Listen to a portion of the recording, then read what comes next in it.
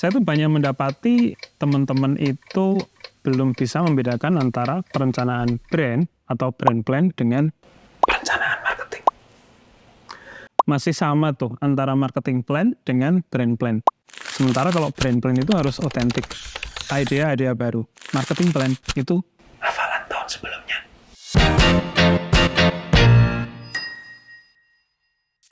City branding itu nggak sebatas mempercantik sebuah kota. Jauh lebih dalam, yaitu mengenali potensi yang tersembunyi di kota itu. Kita nggak bisa memahami branding sebagai aktivitas make up, touch up. Enggak. City branding dan branding itu sendiri adalah inner beauty.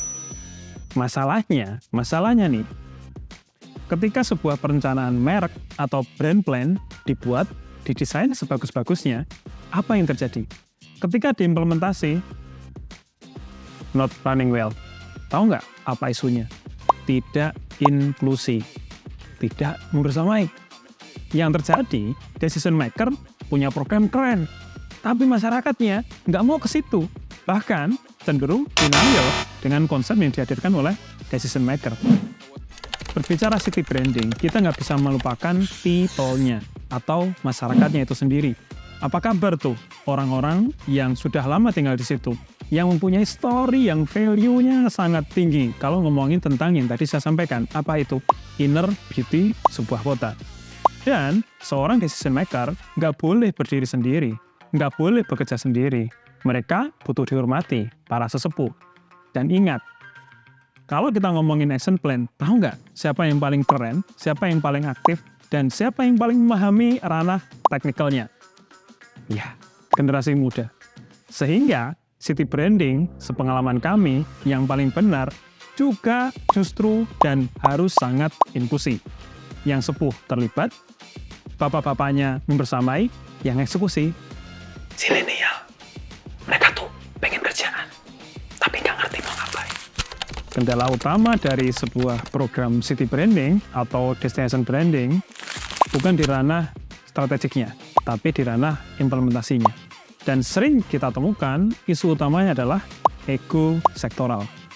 Tadi kita bahas tentang program branding yang harusnya sangat inklusif. Semuanya harus dibersamai dengan porsi yang masing-masing bisa menjalankan dan bertanggung jawab atasnya. Bagaimana rumus yang paling baik kita menghadapi situasi yang sifatnya egosentris? Tenang, sudah ada program, sebuah rumus, dan sebuah jurus yang namanya Pentahelix Strategi. Apa itu?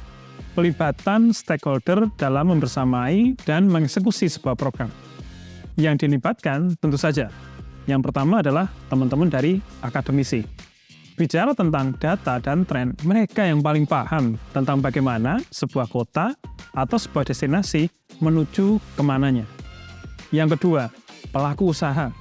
Sense of business nggak mungkin kita dapatkan secara personal, pribadi, dengan hanya pemikiran kita yang ya mungkin sedikit normatif dan gitu-gitu aja.